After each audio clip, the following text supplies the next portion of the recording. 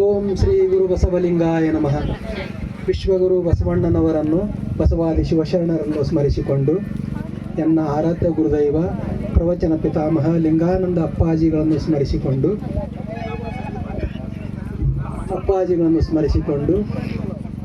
ಈ ಅಮರ ಶಿವ ಮಹಾಮನೆಯ ಉದ್ಘಾಟನೆಯಲ್ಲಿ ಭಾಗಿಯಾದಂಥ ಗುರು ಮಹಾಂತ ಅಪ್ಪಗಳನ್ನು ಒಳಗೊಂಡಂತೆ ಎಲ್ಲ ಪರಮ ಪೂಜ್ಯರ ಜಂಗಮ ಪಾದಗಳಲ್ಲಿ ಶರಣಾರ್ಥಿಗಳನ್ನು ಹೇಳುತ್ತಾ, ನಮ್ಮ ಚಿಲಕರಾಗಿ ತಿಮ್ಮನಗೌಡರನ್ನು ಒಳಗೊಂಡಂತೆ ಎಲ್ಲ ಅತಿಥಿಗಳ ಗಣ್ಯಮಾನರಲ್ಲಿ ಶರಣಾರ್ಥಿಗಳನ್ನು ಹೇಳುತ್ತಾ, ಶಿವಸ್ವರೂಪರಾದ ಬಸವ ಸ್ವರೂಪರಾದ ಎಲ್ಲ ಶರಣರಲ್ಲಿ, ಶರಣೆಯರಲ್ಲಿ, ಮುದ್ದು ಮಕ್ಕಳಲ್ಲಿ ಎಲ್ಲರಲ್ಲಿಯೂ ಶರಣಾರ್ಥಿ.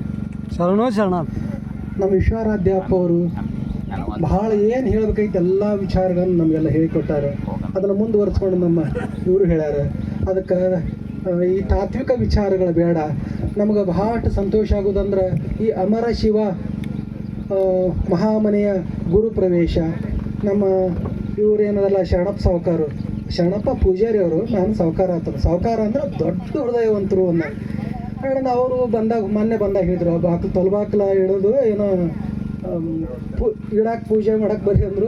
ಅಲ್ಲಿ ಏನು ಪೂಜೆ ಮಾಡೋದು ಅಂದೆ. ಬನ್ನಿ ಅಂದ್ರಿ ಅಂದರು. ಬಂದಿತ್ತೆ. ಅವಾಗ ಮಾತಾಡ್ಕೊತಿದ್ದಾಗ ಹೇಳಿದ್ರು, ನನಗೊಂದು 10 ವರ್ಷದಿಂದ ಕಾರ್ ತೊಗೋಬೇಕಂತ ಆಸೆ ಐತ್ರಿ ಅಪ್ಪ ಅವ್ರೆ. ಕಾರ್ ತೊಗೊಂಡಿನಿ, ಭಾಳ ಸಂತೋಷ ಆಗೈತಿ. ಆಮೇಲೆ ಮನೆ ಕಟ್ಟಿಸ್ಬೇಕಂತ ಆಸೆ ಇತ್ತು. ಮತ್ತು ಈಗೆಲ್ಲ ಮನೆ ನಡೆದೈತಿ. ಹಂಗೆ ರೀ ರೊಕ್ಕ ಹೆಂಗೆ ಮಾಡಿದ್ರಿ ಅಂದ್ರೆ ಅವ್ರು ನಮ್ಮಗತ್ಲೆ ಕಾಯಿ ಚರ್ಗಿ ಲಕ್ಷ್ಮೀ ಪೂಜೆ ಮಾಡಲಿಲ್ಲ ರೀ. ಅವ್ರ ಮನೆ ನೋಡ್ರಿ, ಅವ್ರ ಮನೆಯವರು ರೊಟ್ಟಿ ಮಷಿನ್ ಹಾಕಿದ ಮನೆ ಕಟ್ಸಿದ್ರತ್ರಿ ಅವರು. ಅಂದ್ರೆ ಭಾಳ ಮಂದಿ ಇವ್ರು ಮನೆ ಕಟ್ಟಕತ್ತಾಡನೆ ಭಾಳ ಮಂದಿ ಊರಾಗ ರೊಟ್ಟಿ ಮಷಿನ್ಗಳು ಹಾಕಿದ್ರು. ರೊಟ್ಟಿ ಬಳಸಕತ್ತಾರ ಇರುತ್ತೆ. ಅಂದ್ರೆ ಅವ್ರ ಮನೆಯವರು ರೊಟ್ಟಿ ಮಷಿನ್ ಹಾಕ್ಯಾರ, ರೊಟ್ಟಿ ವ್ಯಾಪಾರ ಮಾಡ್ತಾರೆ. ಅಲ್ಲಿಂದ ಇವರು ಪ್ರಿಂಟಿಂಗ್ ಪ್ರೆಸ್ ಐತಿ. ಆಮೇಲೆ ಪತ್ರಿಕಾ ಕೆಲಸ ಮಾಡ್ತಾರೆ. ಮತ್ತು ಜಿಲ್ಲಾ ವರದಿಗಾರ ಅದಾರ. ಆಮೇಲೆ ಅವ್ರ ಅಪ್ಪ ಅಮರಪ್ಪ ಪೂಜಾರಿ ಅವರು, ಶಿವಮ್ ತಾಯಿ ಅವ್ರೇನು ಮಾಡ್ತಾರೆ, ಅವರು ಒಂದು ಅಂಗಡಿ ಇಟ್ಕೊಂಡಾರ. ಅಂದ್ರೆ ಎತ್ತ ನೋಡಿದ ಲಕ್ಷ್ಮಿ ತಾನಾಗಿಪ್ಪಳು. ಇವ್ರ ಮನೆಗೆ ಎಲ್ಲ ಕಡೆ ಬರೀ ರೊಕ್ಕ ದಿವಸ ಜಮಾ ಆಗೋದೇ. ಇಲ್ಲಿ ನಮ್ಮ ಮನೆಗಳದ ಏನಾಗ್ಯಾವ, ದೊಡ್ಡ ಬಿಳಿಯರಿ ಹಾಕೊಂಡು ಹಾಕೊಂಡು ದಿವಸ ಹೋಗಿ ನಾವು ಖರ್ಚು ಮಾಡಾಕ್ತೇವೆ. ಅವ್ರ ಮನೆಗೆ ಬಳೆ ಆಗೋದೇ. ಎಷ್ಟು ಚಂದ ಕಟ್ಟ್ಯಾರ ಏನು ಸುದ್ದಿ. ಅವ್ರಿಗೆ ಭಾಳ ನನ್ನ ಅಂದಾಜಿಗೆ 50 ವರ್ಷ ಒಳಗೆ ಇರ್ಬೇಕು ಅನಿಸ್ತೈತಿ. ನನ್ನ ಎಲ್ಲ ಆಶೆಗಳು ಮುಗಿದವು.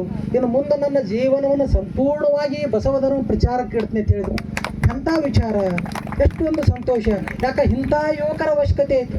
ಒಂದು ಕಾಲು ಒಳಗೆ ಒಂದು ಕಾಲು ಹೊರಗೆ ಇದ್ದವ್ರು ಬಡ್ದಾಡಕ್ತಾರೆ. ನಮ್ಮ ತಿಮ್ಮನಗೌಡ್ರು ಅಂತವ್ರು ಎಷ್ಟು ಬಡ್ದಾಡಕತ್ತಾರೆ. ಈ ತತ್ವ ಬೆಳೆಸ್ಬೇಕು, ಈ ತತ್ವ ಉಳಿಸ್ಬೇಕಂತೇಳಿ ಇಂಥ ಯುವಕರು ಬರ್ಬೇಕಾಗೈತಿ. ಇಲ್ಲಿ ನೋಡ್ರಿ, ಈಗ ಯುವಕರದ ಬಹಳ ಕೊರತೆ ಐತಿ. ಇಂಥ ಶರಣಪ್ಪ ಸಾವುಕಾರ ಅಂತ ಯುವಕರು ಈ ಮಾರ್ಗಕ್ಕೆ ಬರಾಕ್ತಿದ್ದು ಭಾಳ ಸಂತೋಷ ಆಗೈತಿ. ಅವ್ರ ಜೀವನ ಸಾರ್ಥಕ.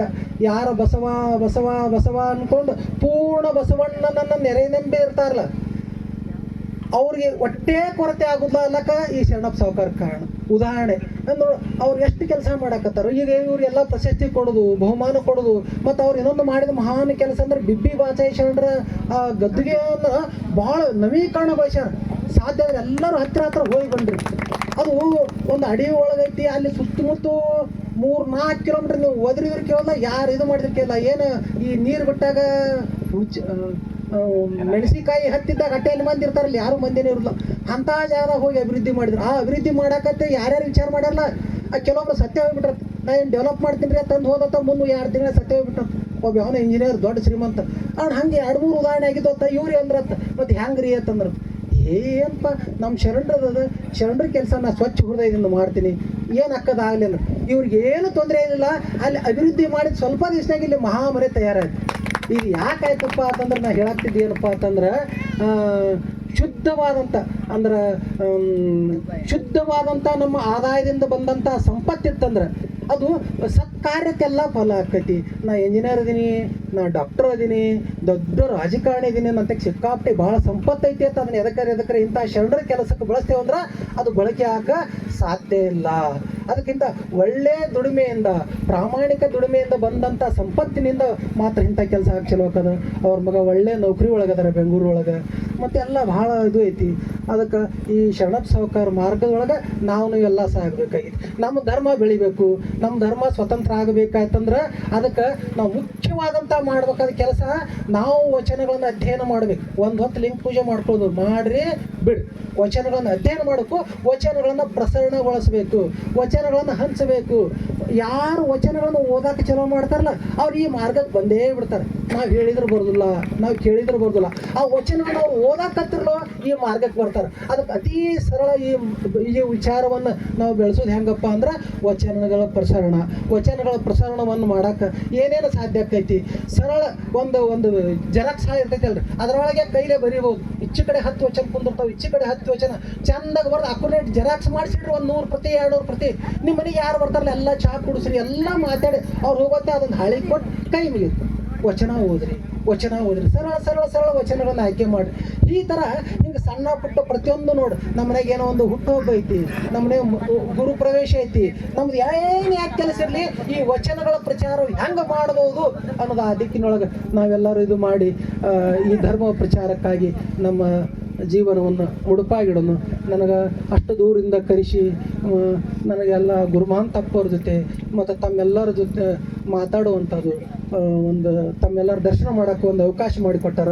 ಭಾಳ ವಿಶೇಷವಾದಂಥ ದಿವಸ ಇವತ್ತು ಗುರುಪೂರ್ಣಿಮೆ ಅಂದ್ರೆ ಬುದ್ಧ ಪೂರ್ಣಿಮೆ. ನಾನು ಗುರುಪೂರ್ಣಿಮೆ ವ್ಯಾಸ ಪೂರ್ಣಿಮೆ, ವ್ಯಾಸ ಮಹರ್ಷಿ ಅಂತ ಕತೆ ಹೇಳಕತ್ತೆ. ಅವಾಗ ಗುರುಮಾಂತಪ್ಪವ್ರು ಅಂದರು, ಹೌದು ಅದೆಲ್ಲ ಸರಿ ರೀ ಅಪ್ಪವ್ರೆ, ಗುರುಪೂರ್ಣಿಮೆ ಅಂದ್ರೆ ಇದು ಬುದ್ಧ ಪೂರ್ಣಿಮೆ ಅಂತಾರೆ. ಬುದ್ಧದೇವ ಹುಟ್ಟಿದ ದಿವಸ, ಬುದ್ಧದೇವರಿಗೆ ಜ್ಞಾನೋದಯವಾದ ದಿವಸ, ಬುದ್ಧದೇವ ನಿರ್ವಾಣ ಹೊಂದಿದಂಥ ದಿವಸ ಇದು ಗುರುಪೂರ್ಣಿಮೆ ರೀ ಅಪ್ಪವ್ರೆ. ಸುಮ್ಮನೆ ವ್ಯಾಸ ಅದಕ್ಕೆ ಕತೆ ಹೇಳ್ಕೊತ ಕುಂದ್ರಬೇಡ್ರದು. ಹೌದಲ್ಲಪ್ಪ ಅಂದನ. ಜಗತ್ತಿಗೆ ನಮ್ಮ ಈ ಭಾರತೀಯ ನಾಡಕ್ಕೆ ಫಸ್ಟಿಗೆ ನಮಗೆಲ್ಲ ಅರಿವು ಸತ್ಯವಾದ ಮಾರ್ಗವನ್ನು ತೋರಿಸೋರು ಬುದ್ಧ ತಂದೆಗಳು. ಅದರ ನಂತರ ಬಂದಂಥವ್ರು ಬಸವ ತಂದೆಗಳು. ನಮಗೀಗೆಲ್ಲ ಸಮಾನತೆಯನ್ನೆಲ್ಲ ತಂದು ಕೊಟ್ಟಂಥವ್ರು ಅಂಬೇಡ್ಕರ್ ತಂದೆಗಳು. ಈ 3 ವಿಚಾರದವರಿಗೆ ಶರಣೆಂದು ಎಲ್ಲರಿಗೂ ಶರಣಾರ್ಥಿಗಳು. ಪರಮ ಪೂಜ್ಯರಿಗೆ ಶರಣಾರ್ಥಿಗಳು. ಈಗ ಇನ್ನು